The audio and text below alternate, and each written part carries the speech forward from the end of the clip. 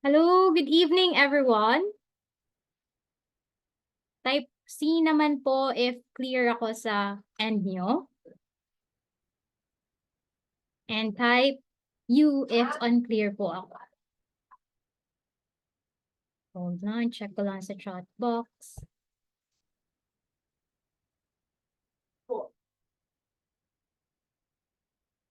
Okay, so thank you so much for those feedback, guys.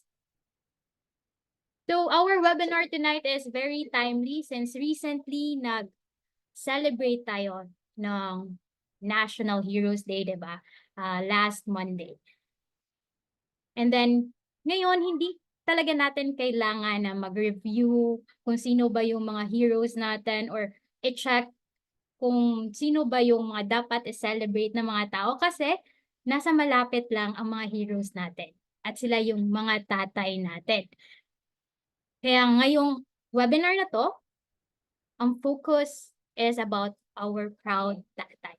So ang goal natin is, at ang pamagat rather ng ating webinar, hold on po, is for our proud tatay at tulungan natin silang pagpapalago ng yaman sa pamamagitan ng UITF.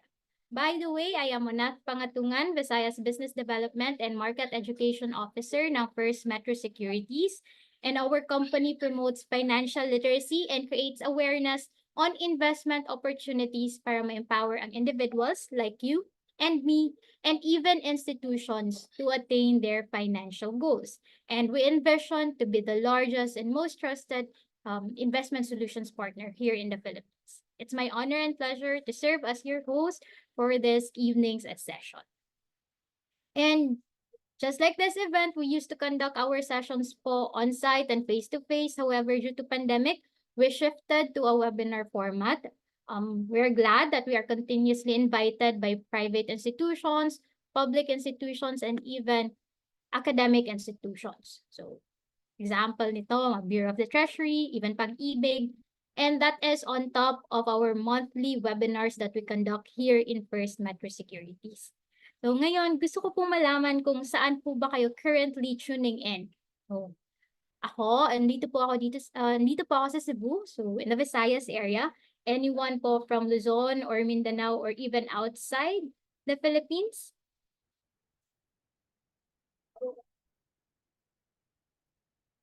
Meron ba dito sa Luzon? Ayun, meron from Quezon City, about Mindanao, or even outside the Philippines. So we have also from QC and then Kuala Lumpur. So hindi lang tayo dito sa Pilipinas.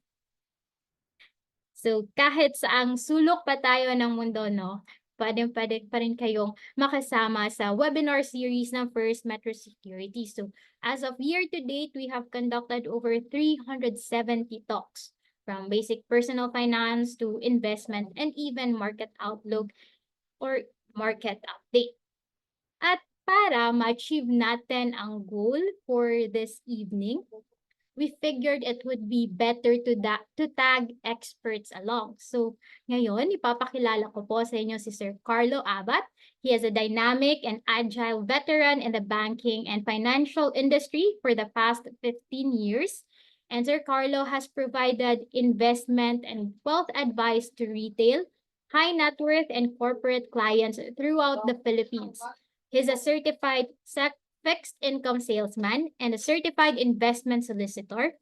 He is also a certified individual pera administrator, certified treasury professional, and a certified trust practitioner. So currently, he is a business development manager of Atram Trust Corporation, the first standalone trust corporation here in the Philippines, and the first to launch a complete range of feeder funds in the Philippines, which provide Filipino access to offshore investments in US, Europe, emerging markets, and Asia. So Sir Carlo holds a master's degree in industrial economics from the University of Asia and the Pacific. At ang pinaka-importante po, he is also a father. So mamaya matutulungan tayo ni Sir Carlo na sagutin yung mga questions about pagpapalago ng pera para sa mga tatay. So especially in preparing for their retirement age. So sa mga live attendees natin, you may type your questions po on the Zoom panel since may Q&A session din tayo at the latter part of the webinar. Ngayon, para sa unang tanong, why is financial security especially important for dads as they approach retirement? So, sa mga attendees natin, share nyo naman yung sagot nyo. Bakit kaya importante para sa mga tatay yung pag-prepare nila ng retirement? Check ko lang sa chat box if may mga sagot ba. Kasi if wala, tutulungan tayo ni Sir Carlo to answer this first question. Good evening. Good Isang evening. maulan na gabi sa inyong lahat. Thank you very much for inviting me sa mga friends natin sa Visayas. Maayong buntag. Naimbagnal daw sa friends natin from the north. Ang hirap kaagad ng unang tanong mo, Monet, why is financial security important for dads as they approach retirement? Meron tayong kasabihan na ang mga ina ay ang ilaw ng tahanan. Ang mga ama naman, on the other hand, tayo naman ang mga haligi ng tahanan. It is our responsibilidad naming mga ama na ma-ensure na maibigay natin lahat ng pangangailangan ng ating pamilya. And that goes whether ikaw ay nagtatrabaho, batang ama, or you're starting your career, or even until you are retired. Kasi yung kahit na adults na yung mga anak ninyo, there will eventually be a time na yung mga apo mo naman yung aalagaan mo. So, yung joke nga ng mga matatanda, that is your apostolic duty to take care of your apos. So, it's Rhyming, important. sir. Oo, syempre, gusto mong maibigay sa kanila yung buhay na maybe for some hindi natin na-experience as father as adults also. So gusto natin kung ano yung na-experience natin ng buhay natin, mas maganda yung na-experience ng mga anak natin. And one way to do that is to ensure that we have enough resources. Hindi po libre ang pagkakaroon ng magandang buhay. There are masama man isipin pero may presyo ang kalidad ng buhay dito especially sa Pilipinas. So financial security is important because it affords us to give a certain lifestyle to our families. Thank you for that, Sir Carlo. At saka may mga answer din po yung mga attendees natin, ha? Yes. According to Ma'am Virgilia, replacement income, and then for Miss Ashlyn, for emergencies and freedom, or siguro financial freedom yung tinutukoy niya. So, Oo, very important yun, Monet, kasi hindi naman tayo forever nabubuhay. So, in case something happens, maybe hopefully later rather than sooner, meron pa rin tayong may iwan para sa pamilya natin. May legacy pa rin. Tama yun. So, let's proceed with the second question, Sir Carlo. Can you explain what UITFs or Unit Investment Trust Funds are and how they can benefit dads, yung mga tatay natin, saving for their retirement? UITFs are basically pooled funds. So ibig sabihin, ambagan po ito.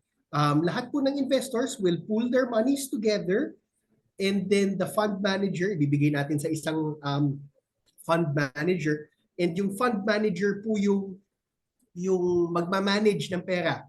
So kapag kumita po yan, lahat po tayo kikita. Kapag medyo alanganin, medyo nalugi, lahat po tayo medyo malulugi and maalangan. The benefit of this is that it can be a long-term instrument na pwede nating paglagyan on a regular basis, whether that's monthly, quarterly, or even annually, na meron kang inaambag dito sa UITF na to, Unit Investment Trust Fund, para sa kinabukasan. Kasi, for example, if you are a young father, you have 30, 20 years until retirement. Ngayon, kumikita ka pa kasi may natatanggap ka on a regular basis sa sweldo mo. Pero I think we have to come to terms with the reality, Monet, no, na hindi tayo forever sisweldo. I think I have to drive down that point, especially to the fathers. Hindi tayo forever sisweldo unless of course you have a business and all of that. Pero para sa isang ordinaryong Pilipino, there will come a point by the time you reach 60 years old or 65 years old if you're lucky na hindi ka nasisweldo. So ano mangyayari from age 60 until the day na kunin ka na ni Lord? So kailangan meron ka pa rin panghuhugutan nang hindi umaasa sa mga anak niyo. Tama. May 38 years pa nagugugulin para maka-prepare sa retirement. 37 ako, Monet. 37 years na lang, sir. Ayun siya. So, moving on to the next question. Compared to other investment options, what are the advantages of UITF for someone new to investing, especially mga beginners? Ang maganda sa UITF primarily is ibang tao or well, it's a reputable institution who will invest the money for you. Hindi na ikaw yung pipili ng kung ano-anong stocks or ano-anong bonds. Dahil ang gagawa nito para sa inyo is an experienced and a professional fund manager. Another advantage of investing in UITFs, what else? It's very cheap. Via First Metro Securities, you can invest for as low as, correct me if I'm wrong, Monet, 1,000 pesos lang. Tama You po. can invest for as low as 1,000 pesos. Do it on a regular basis or kapag meron kayong extra, you can do that. And with that 1,000 pesos, automatically diversified na yung investment ninyo. Kung saan naka-invest yung investor ng 10 million pesos, dun din naka-invest yung 1,000 pesos mo. So nakikiride ka dahil nga it's a pooled fund. So it's a professional fund manager who does the investing for you. Wala ka nang iisipin mo net. Isipin mo yun. You put your money and then you just forget about it. Somebody else will make your money work for you. And I guess one of the advantages also, especially now more than in recent years, yung accessibility niya.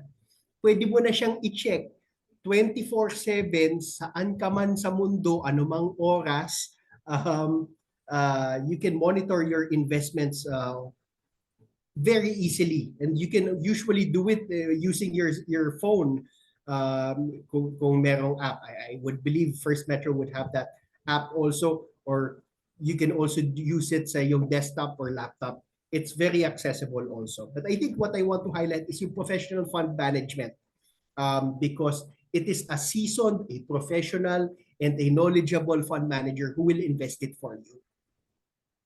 Tama. Yun yung kagandahan kasi alam naman natin yung mga tatay busy talaga. 'Di ba? Yung father ko busy din kahit retired na siya, busy pa rin siya sa mga pinagagawa niya ngayon. So, at least with UITF, as what Sir Carlos said, yung fund manager na may expertise na sila na yung gumagawa, nag-research, nag-i-invest kung anong specific na financial instrument talaga ilalagay yung investment.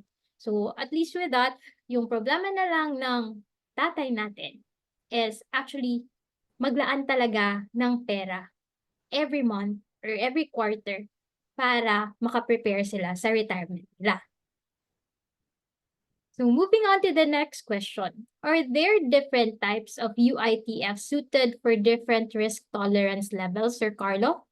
Nung umpisa ako mag-invest, that was around 15 years ago, very limited yung number of UITFs at saka actually kahit ng mga mutual funds na pwede kong investan as an investor. That was 15 years ago. Hindi pa ako married noon. I was just looking for something na pag-iinvestan ko. And I saw UITFs. That time, wala pa masyadong UITFs. Pero ngayon, ang kagandahan ngayon is that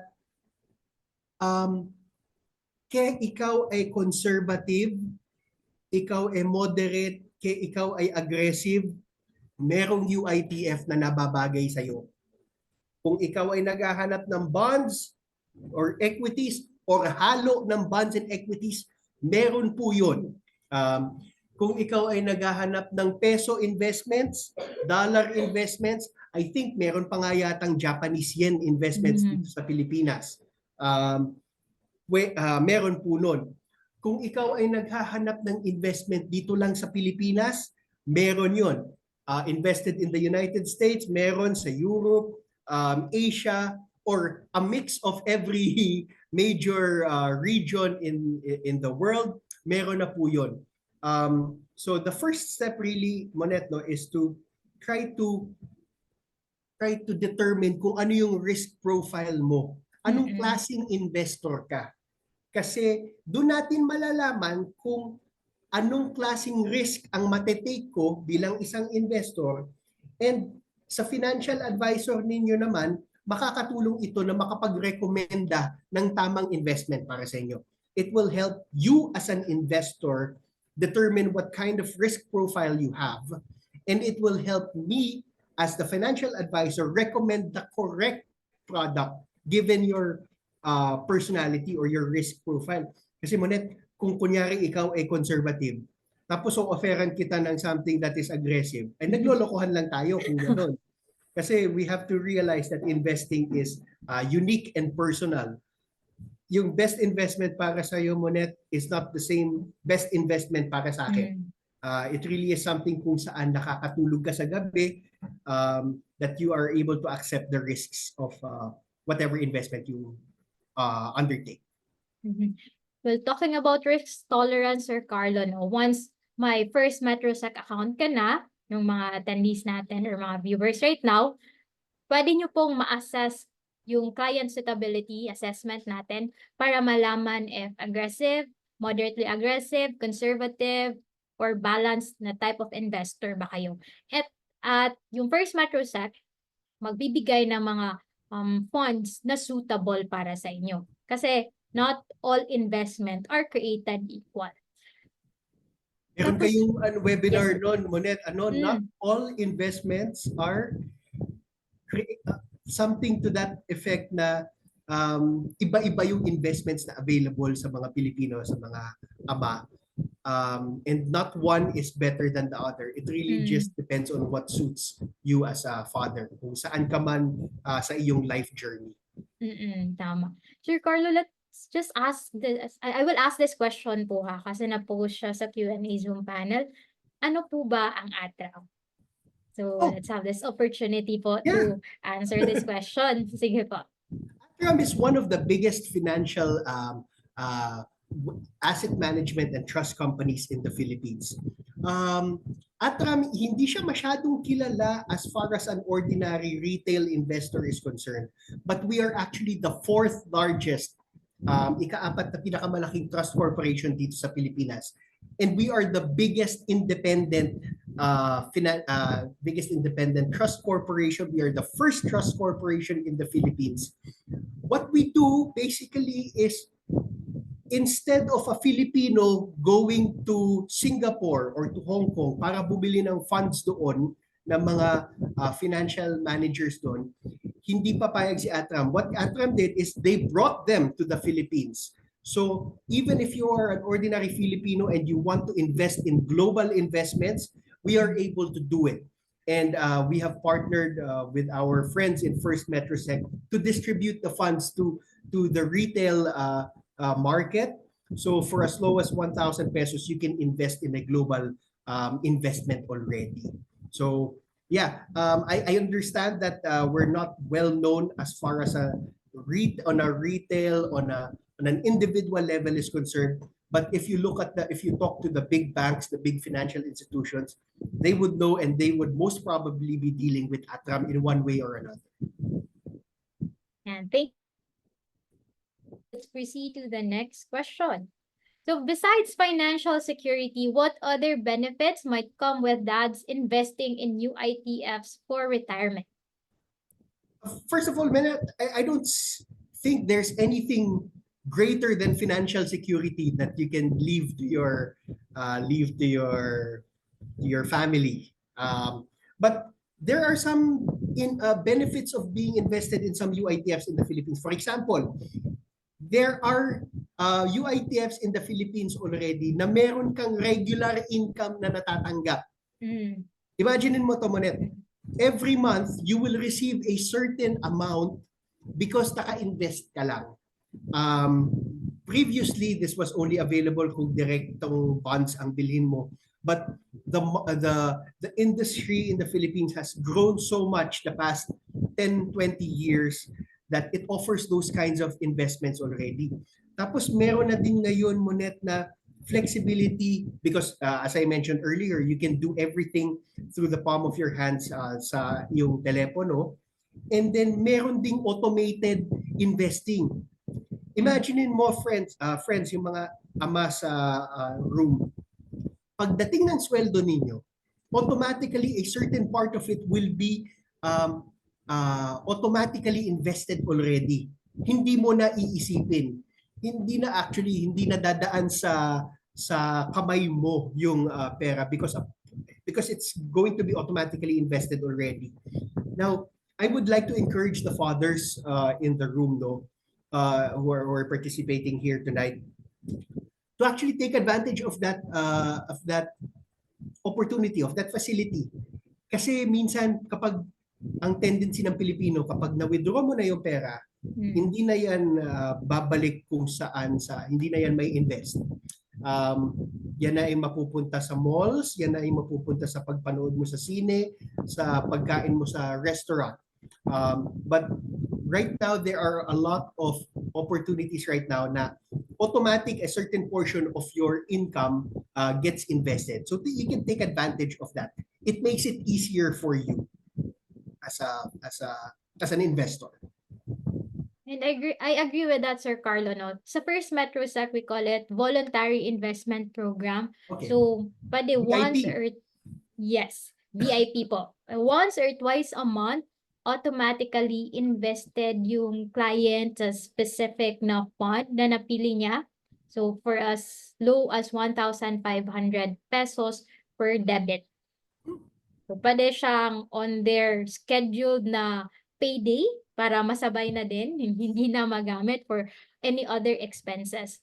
And para din if makakalimutin kayo na person, it's very important to enroll in voluntary investment program. Parang nakakatulong talaga siya na automated yung investment mo. There are some actually, Monet, nung nag-umpisa ako, especially for beginner investors, sabihin nila 1,000 pesos, medyo mabigat yan. This is actually one of the misconceptions already of investing. Yes, for an ordinary Filipino family, 1,000 pesos per a month might actually be heavy. Pero I think you have to consider, Monet, yung discipline of putting aside a certain portion of your salary towards your future self, towards the legacy that you will leave to your family. Tama. So parang paying yourself first, Yes, for your ma'am. future self and for your family as well. So let's proceed to the next question.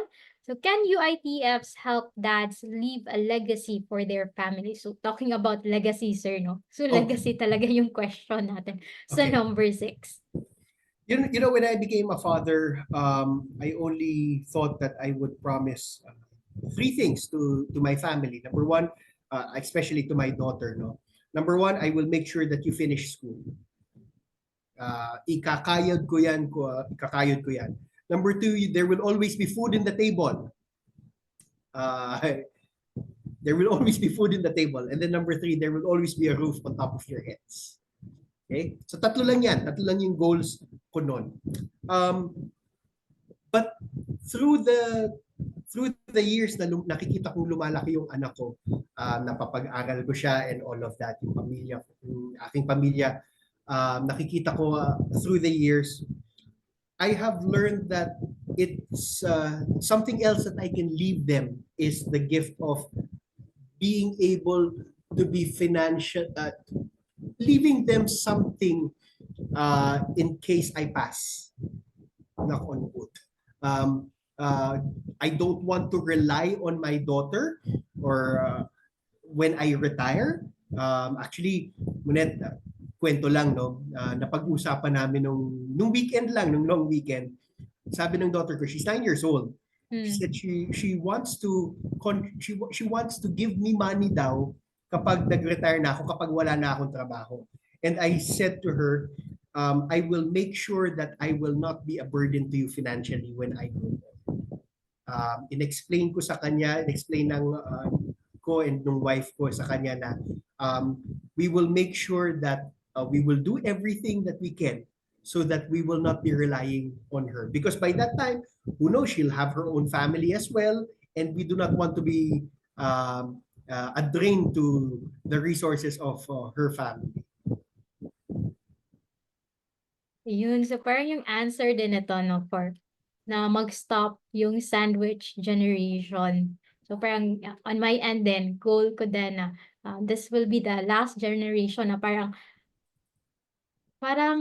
you will be confused whether you will give money sa immediate family mo or sa extended family. So UITF can really help providing legacy for your families para ma-end din yung sandwich generation.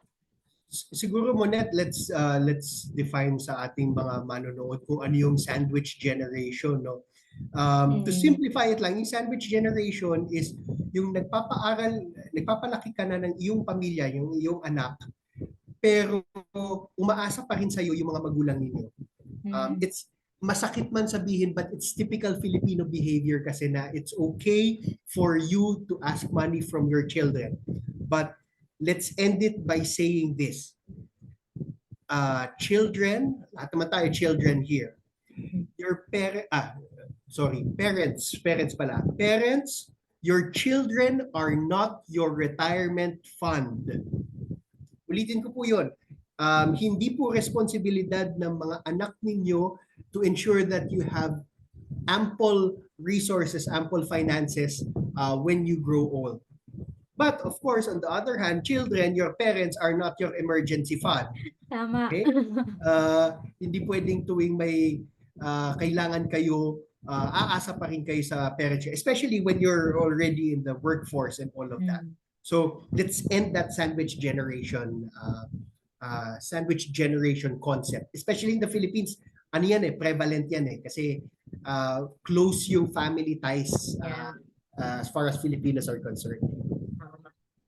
Thank you for sharing your thoughts as well on that, Sir Carlo. Now, moving on to the next question. How can UITFs be a gift that keeps on giving for dads in retirement? The good thing about UITFs is that hindi siya closed-ended. It's open-ended. So you can be invested for 2 years, 5 years, 20 years, 30 years. Okay? And the longer you are invested, the higher the potential returns that you will get. Just imagine, I remember, and I've mentioned this several times before sa mga seminars ko also. I started investing 2010. That was around July or June 2010. The Philippine Stock Exchange Index at that time was at 3,500. 3,500. It ended that year at 3,800. At one point before the pandemic, umabot yan ng 9,100. And then of course, the pandemic happened, everything went down. But now we are playing at around 7,000 already. Umabot ng 7,000 kaninang umaga. What I'm trying to say here, Monet, is the longer that you are invested, the higher yung income potential that you will get, the higher the returns that you can get. And it's something that you can use towards your retirement years. Sabi ko nga kanina, there will come a point na hindi ka na sesweldo. So during those 10, 15, 20 years na hindi ka na sesweldo, a UITF can actually be your additional source of income. And I also remember yung sinabi mo kanina, Sir Carlo, na may mga UITF products na nagbibigay ng income-paying UITFs na monthly or quarterly nagbibigay. So parang, really suitable to na in their retirement days. Yes, imagine mo invested ka lang pero may natatanggap ka on a regular basis. Malaking bagay yun, especially for retiree. Ngayon siguro Monet, hindi natin mafe-feel if you're a young father or if a young adult for that matter. Kasi right now, yung lifestyle natin is okay kasi sumesweldo naman tayo. Mm. But there will come a point na pagtanda mo, eto na, tataas na yung medicine bills mo. Yung iyong hospital bills, tataas na din. Yung mga check-up niya yan, maintenance, medicines, they will come into the picture, especially when you grow older. And these are the expenses that you don't pay now habang bata ka. So, kaya hindi na-realize masyado ng tao na mahal maging retired.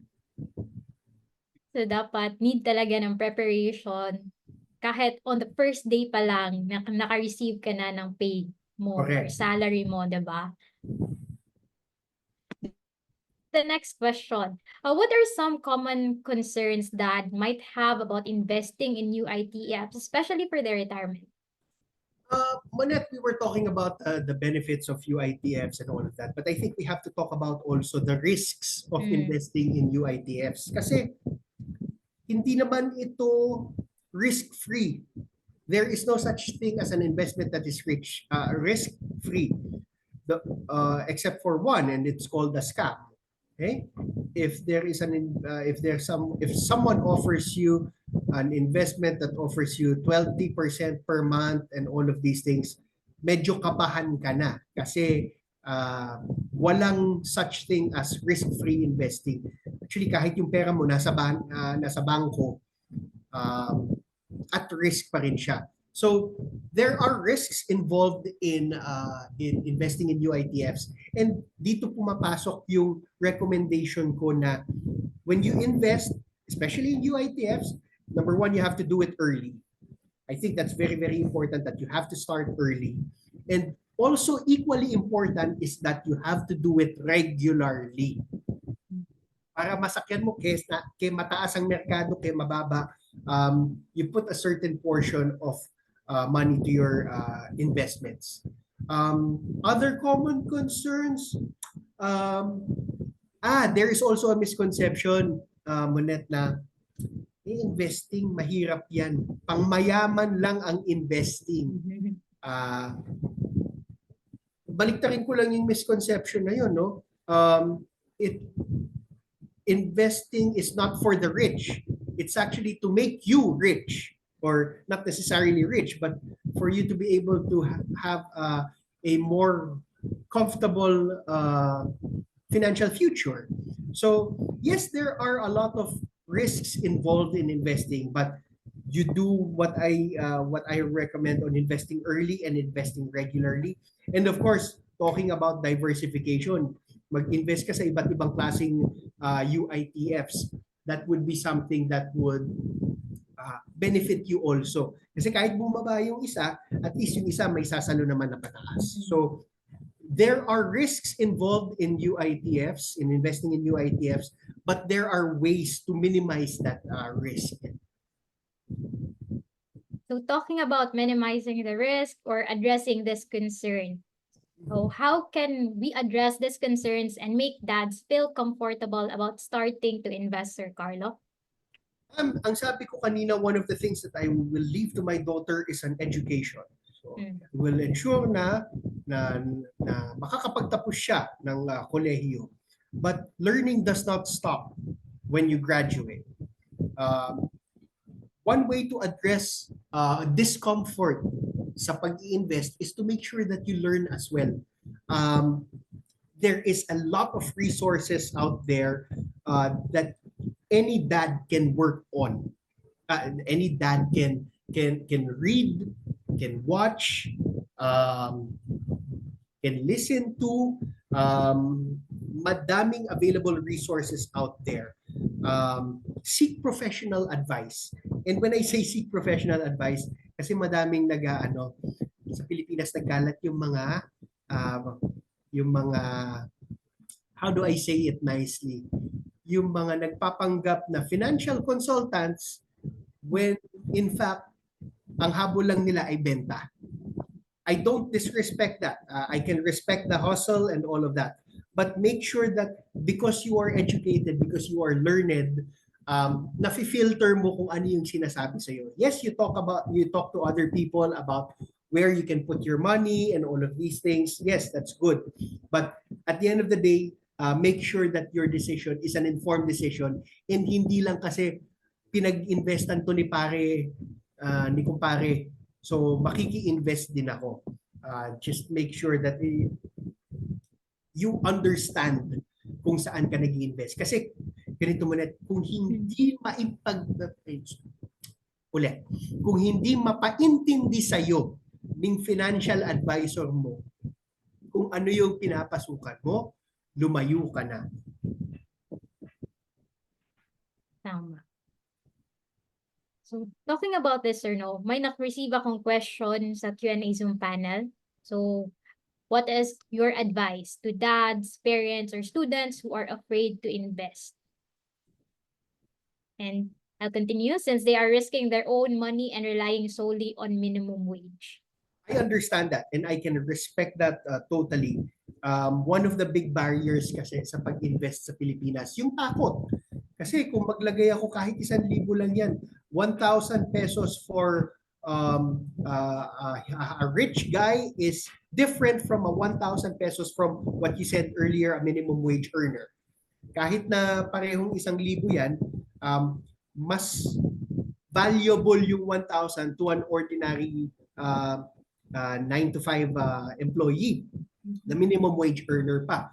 I think how I started is that you start small. You start small. With your 1,000 pesos, you can already start investing in peso funds, for example. And then eventually, kung makaluwag ka or makatanggap ka ng bonus or meron kang side hustle, you can add on. And then eventually it becomes part of your lifestyle. I cannot fail to emphasize that talagang mahirap sa umpisa. Pero eventually kapag regular mo nang ginagawa, ano na siya? It becomes part of the habit, it becomes part of the discipline already. Yes, I agree with you, Sir Carlo. No? So first of all, education talaga yung importante para dapat malaman mo kung tama ba yung ininvestan mo or baka scam yun. And then, second, establish this good habit of setting aside money for your future self, for your family. Tapos eventually, parang automatic na siya once ma-habit mo na may sineset aside ka na pera. Yan. And then moving on to the next question. What resources are available to dads who want to learn more about UITFs? I think na-share na ni Sir Carlo kanina. Yeah. No? Kung ikaw ay pumunta sa YouTube, madami kang mapapanood doon. Kung ikaw ay pumunta sa Spotify, madami kang mapakikinggan doon. Pumunta ka sa mga Facebook groups, madaming groups that are involved in financial advice to anyone. Pero again, balik tayo doon sa we have to be able to filter kung ano yung sinasabi ng YouTube, ng YouTube University, ng Spotify Academy, and ng Facebook tutor natin. Okay? There are books that are available out there. There are seminars that are available out there. I believe First Metro does seminars, diba? Twice a week yata kayo nag-seminar eh. Actually, even more. You mentioned earlier, you've conducted more than 300 already year to date. So, talk to a reputable institution. Yung alam nyo hindi kayo peperahan. Yung alam nyo who has your welfare top of mind. Talk to your... here's the thing. Sa Pilipinas kasi, we don't talk about money in the dining table. Ano siya? Taboo in the Philippines to talk to your family about money. But it's something that should be discussed at least in your immediate family. Wag na yung mga pinsan nyo, wag na yung mga kumpare nyo. Sige, because that's a different issue altogether. But talk to your family about finances because unfortunately, hindi po tinuturo ang financial wellness sa mga paaralan ngayon. Kung meron man, seminar lang yan, one day for the whole year na yan.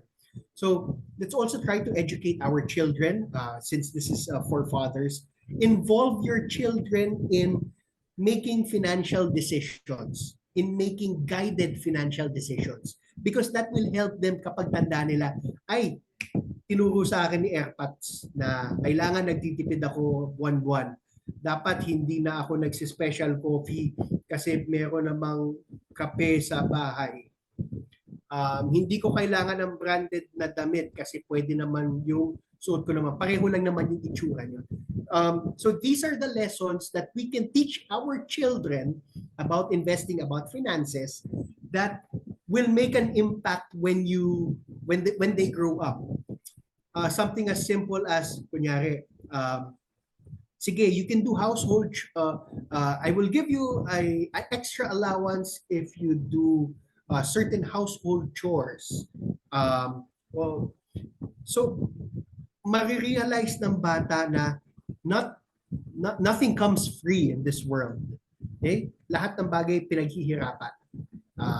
Ang pagtitipid, for example, ng kuryente o ng tubig sa bahay, these have to be taught as early as possible para the habit of our children, they bring it when they grow older, when they have their own families as well. Yes, I totally agree, Sir Carlo, no? Especially yung sa father na sila yung nagkagabay talaga sa anak nila on investing earlier, even setting aside money. Kasi on my end, yung first talaga na napamulat sa akin na mag-save is yung father ko, nagbigay siya ng yung kawayan, bamboo coin bank, nung Okay. grade 1 ako. So doon, 10 pesos yung allowance ko everyday, 5 pesos tinatabi ko, pinapasok ko siya sa coin bank. So from that day, parang naging habit ko na siya eventually, and it's easier for me to save since I started in my own salary at my income na ako. So Okay. it's really true, no? Start early or start young for your kids na. Now, moving on to, I have this question from an anonymous attendee. Is UITF considered compounded interest or compounding Okay. interest? Kapag UITF po yung pinag-uusapan natin, forget the concept of interest rates. Kasi hindi po siya fixed return. Kasi pag sinabi nating interest rates, parang guaranteed yung stream nung, kunyari, time deposit. That's a perfect example. Kahit anong mangyari sa time deposit mo, as long as the bank is still open, you will receive the 1.5% interest rate.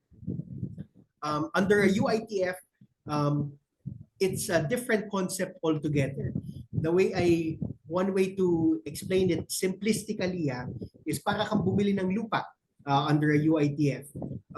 There will be, as the years go by, mag-appreciate yung value ng lupa, mag-appreciate yung value ng UITFs ninyo. So, as far as compounding is concerned, whatever gains of the UITFs get invested again, pero it's more complicated than the preconceived notion of compounding rates.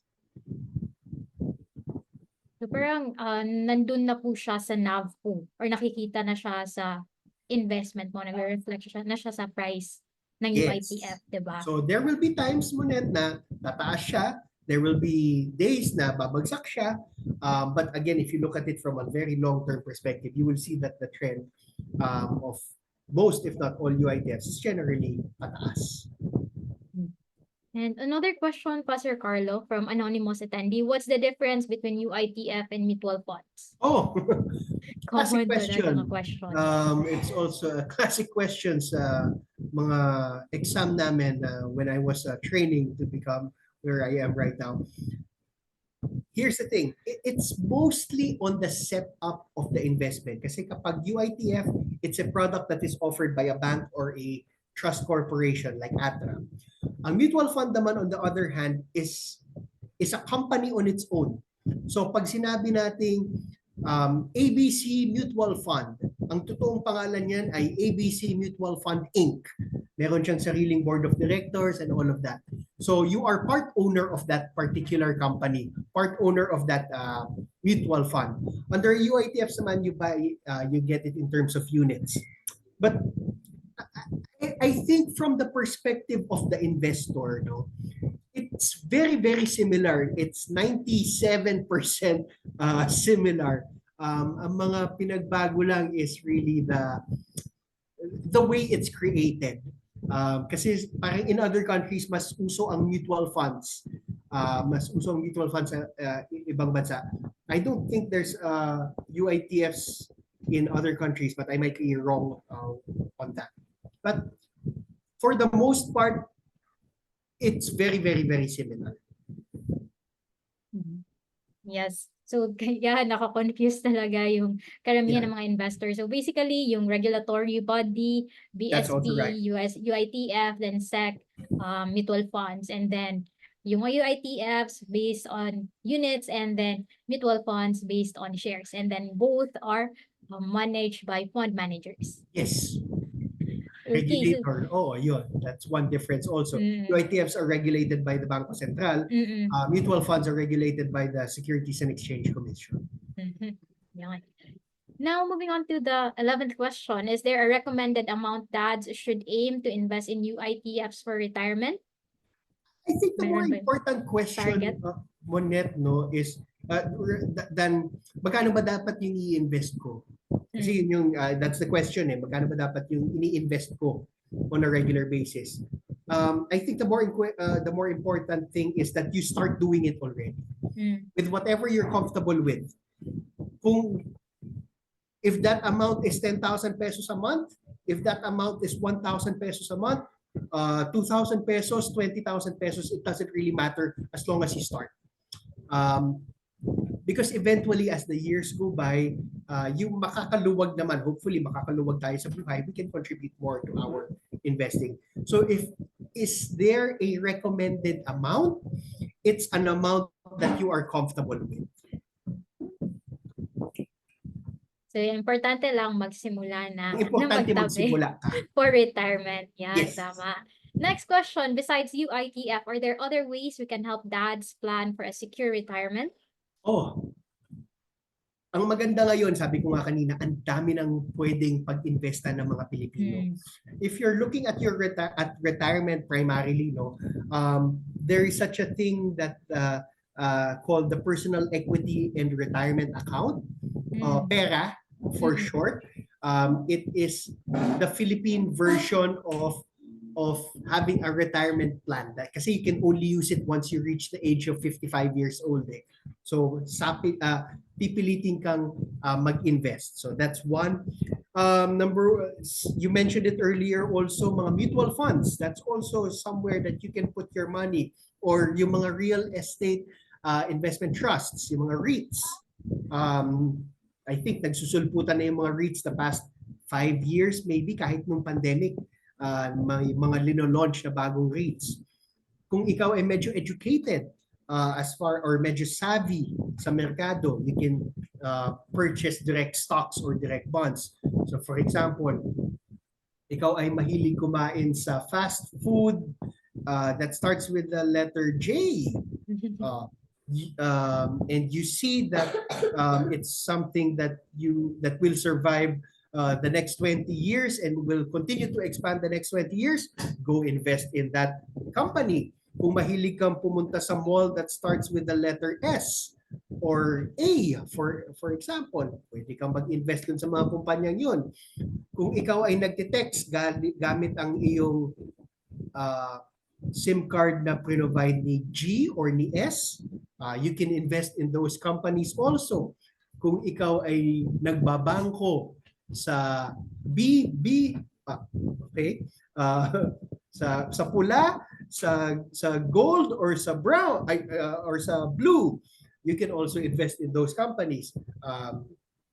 But I think something that Filipinos have to be very have to consider highly also, aside from investments, Monetno, is the importance of having insurance.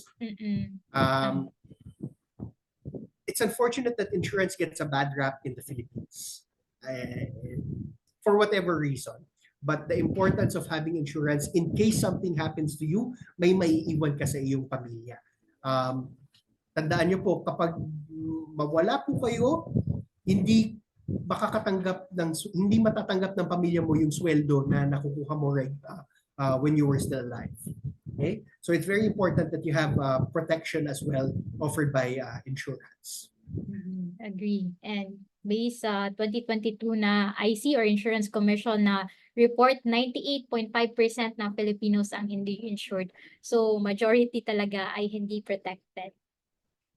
So better din na aside from investment, protected din ang source of income mo. So Yes. you'd go for insurance as well. Moving on to the 13th question, why is giving the gift of financial security one of the most meaningful ways to show dads that we care? Well, not because we're dads. We may be the strict kind of father of the parent. So usually mas malambing yung mga ina. Tayo kami as fathers were the more stern, we're the more strict ones. But it doesn't take out the fact that we care for our families, and the one way of showing we care for our families is to ensure that we provide them the gift of financial security even beyond our lives. We want to make sure that they will still continue to live comfortably even without us. Okay, for the words si Carlo. Pala Yes. nitong question and answer natin. And then let's have this second to the last question. Looking ahead, Okay. how can UITFs help dads build a worry-free retirement and enjoy their golden years? Okay. One thing I mentioned earlier, you have to, and I will emphasize it again, when you invest in UITFs, you have to do it early and you have to do it regularly.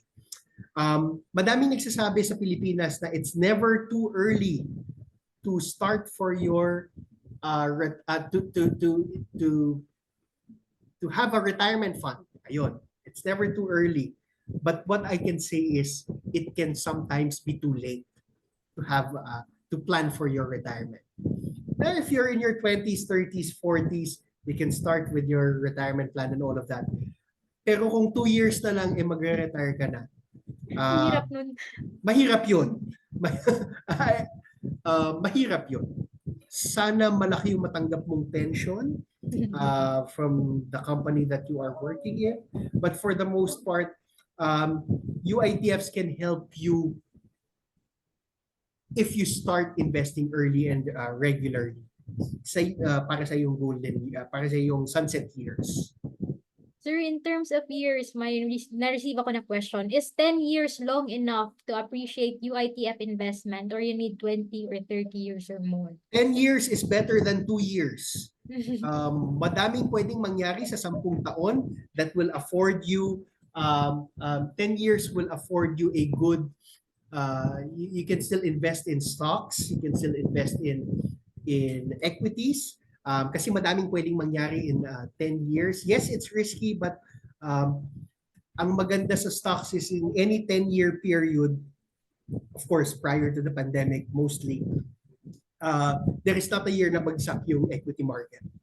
So that might be something that you can look forward to.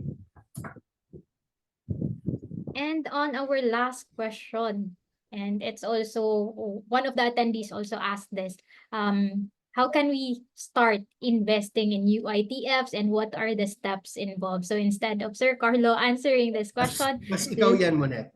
yes, so let me answer that question. So of course, you need to have your first MetroSec account.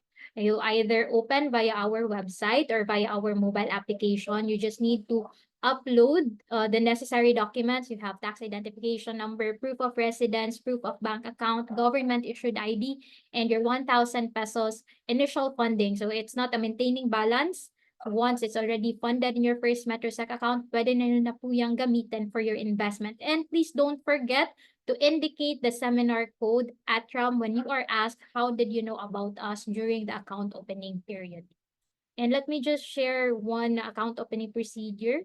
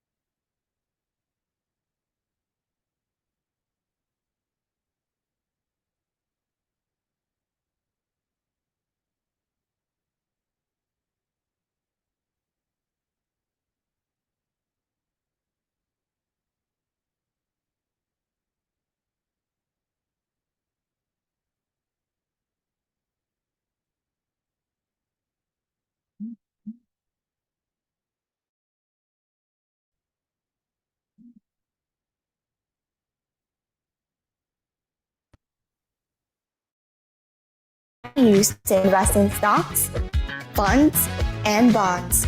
There is no maintaining balance required. Next, you will need to verify your identity. Simply take a photo of your ID and take a selfie. You're all set. An email confirmation will be sent to you in 2 to 3 business days. Happy trading! For more information, visit our help center at help.firstmetrosec.com.ph. All the options and convenience within your reach through International Finance's best online broker and best online trading platform for 4 years in a row.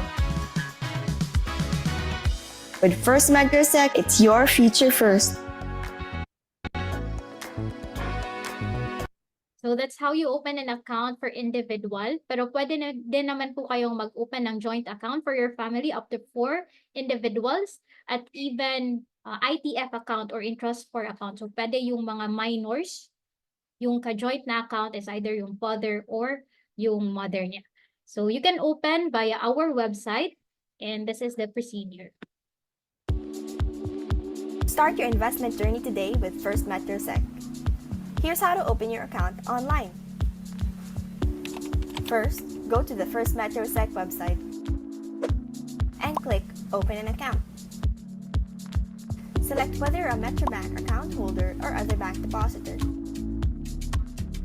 For a seamless application, prepare these requirements in advance. Tax identification number or TIN. An active email address. Valid ID with 3 signatures on a white paper. Proof of bank account and proof of address. For non-Metrobank account holders, a PRC ID or a driver's license is required. Once all of the requirements are prepared, you may proceed. Next, completely accomplish all the online forms. Once done, you will receive an email verification. Just click the link on the email to proceed.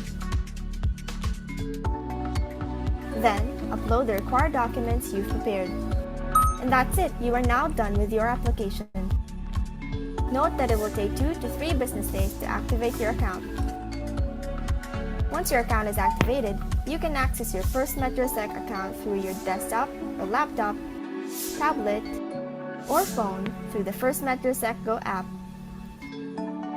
For more So once to go to the website, my.firstmetrosec.com.ph, and then key in your username and password. Tapos click nyo lang po yung funds, yung fund tab sa upper right.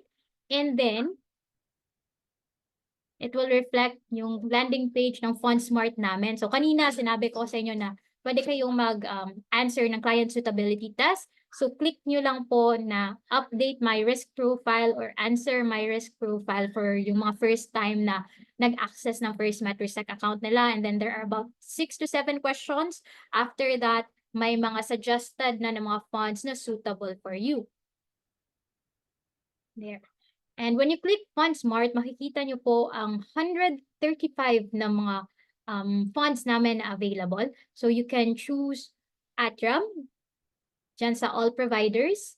So makikita nyo po yung mga 20 plus na available na Atram funds. They also have peso and as well as USD na currency.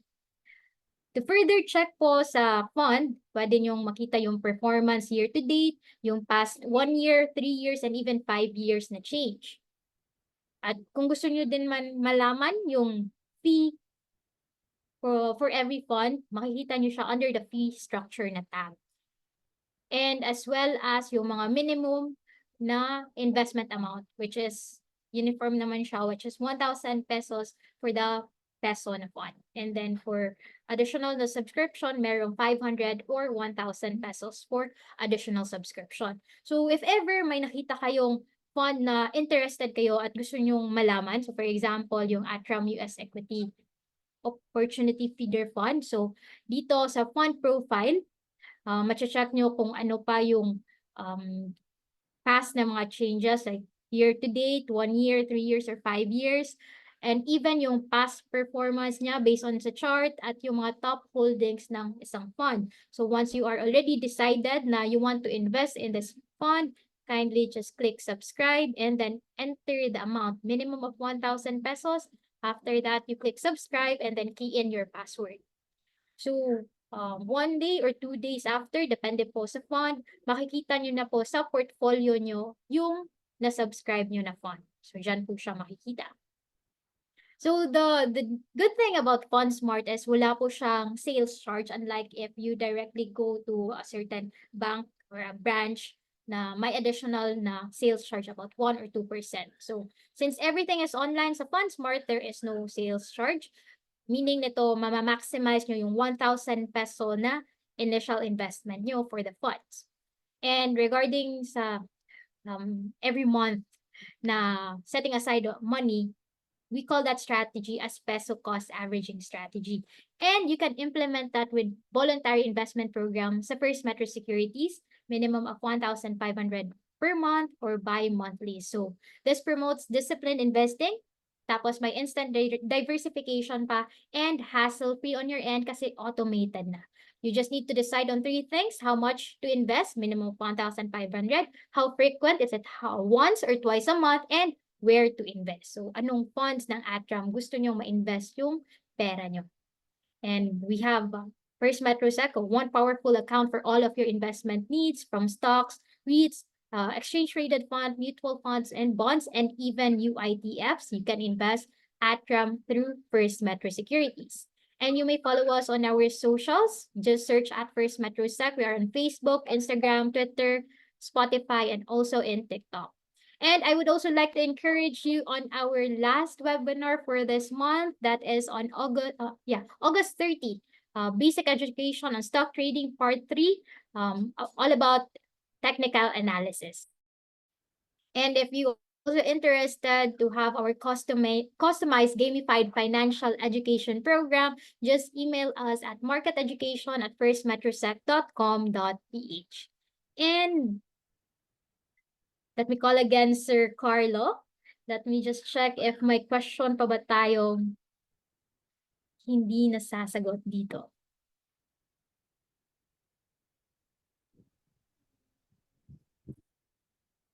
Sir Carlo, if this is okay ba to ask?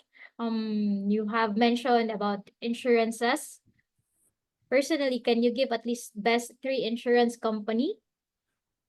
I'm not well versed in the insurance industry, so I might be of a disservice to the one who asked if I answer that. But if you look at the website of the Insurance Commission, I think it's insurance.gov.ph.